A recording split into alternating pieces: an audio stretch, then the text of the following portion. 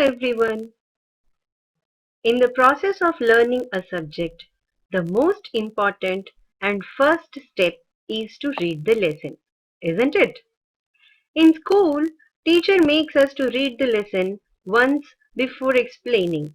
But at home, for the students who find it difficult to read the lesson and for the differently abled, we are introducing audio textbooks. These will help you to listen and read the lesson while going through the text. Our state government has provided us with PDF of the textbooks. So let us start reading the lessons. The first lesson in our English textbook is The Snake and the Mirror. Let us start reading the lesson. Has a snake ever coiled itself around any part of your body? A full-blooded cobra? All of us fell silent. The question came from the homeopath. The topic came up when we were discussing snakes. We listened attentively as the doctor continued with the tale. It was a hot summer night about 10 o'clock. I had my meal at the restaurant and returned to my room. I heard a noise from above as I opened the door. The sound was a familiar one. One could say that rats and I shared the room. I took out my box of matches and lighted the kerosene lamp on the table. The house was not electrified. It was a small rented room. I had just set up medical practice and my earnings were mere. I had about 60 rupees in my suitcase, along with some shirts and dhotis. I also possessed one solitary black coat which I was then wearing. I took off my black coat, white shirt, and not so white vest and hung them up. I opened the two windows in the room. It was an outer room with one wall facing the open yard. It had a tiled roof with long supporting gables that rested on the beam over the wall. There was no ceiling. There was a regular traffic of rats to and from the beam. I made my bed and pulled it close to the wall. I lay down, but I could not sleep. I got up and went out to the veranda for a little air, but the wind god seemed to have taken time off. I went back into the room and sat down on the chair. I opened the box beneath the table and took out a book, the Materia Medica. I opened it at the table on which stood the lamp and a large mirror. A small comb lay beside the mirror. One feels tempted to look into a mirror when it is near. I took a look. In those days, I was a great admirer of beauty and I believed in making myself look handsome. I was unmarried and was a doctor. I felt I had to make my presence felt. I picked up the comb and ran it through my hair and adjusted the parting so that it looked straight and neat. Again, I heard that sound from above. I took a close look at my face in the mirror. I made an important decision. I would shave daily and grow a thin mustache to look more handsome. I was after all a bachelor and doctor. I looked into the mirror and smiled. It was an attractive smile. I made another earth-shaking decision. I would always keep that attractive smile on my face to look more handsome. I was after all a bachelor and doctor too on top of it. Again came that noise from above. I got up, lit a beady, and paced up and down the room.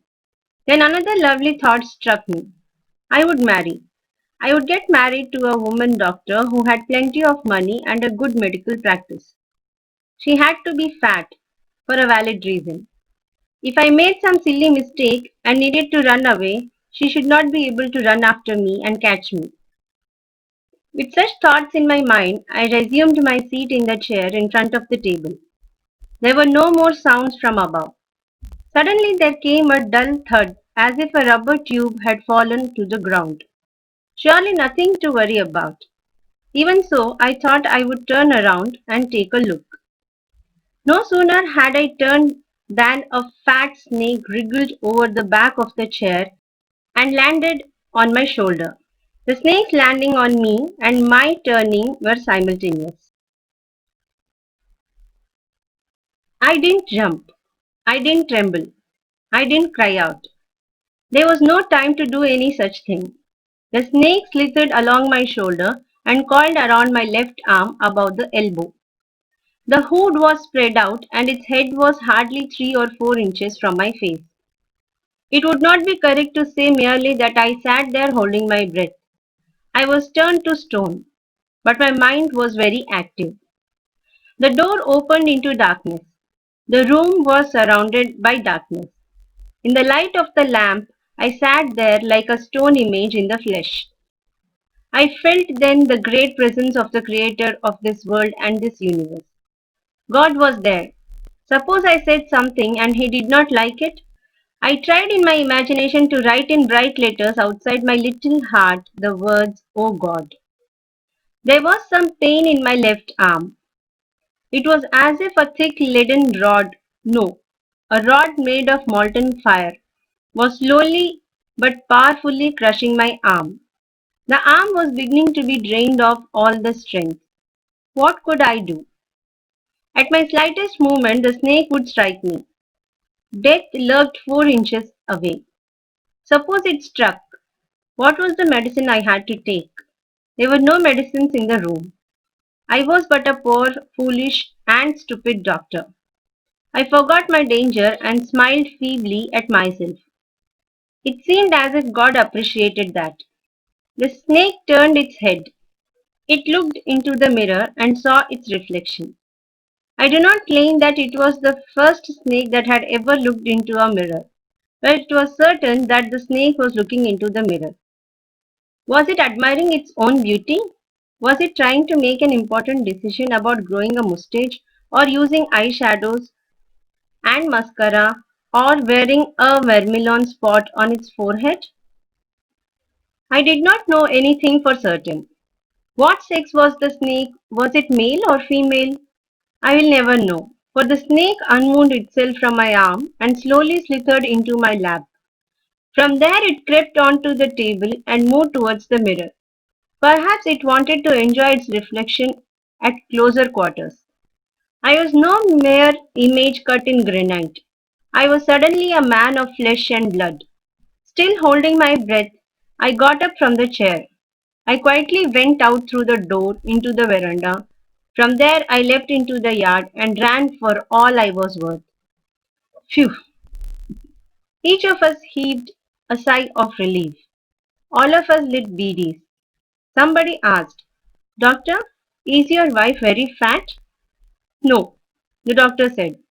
"God willed otherwise. My life companion is a thin, reedy person with the gift of a sprinter." Someone else asked, "Doctor, when you ran, did the snake follow you?" The doctor replied, "I ran and ran till I reached a friend's house. Immediately I smeared oil all over myself and took a bath. I changed into fresh clothes. The next morning at about 8:30, I took my friend and one or two others to my room to move my things from there. But we found we had little to carry. Some thief had removed most of my things. The room had been cleaned out, but not really. The thief had left behind one thing as a final insult. What was that? I asked. The doctor said, "My vest, the dirty one."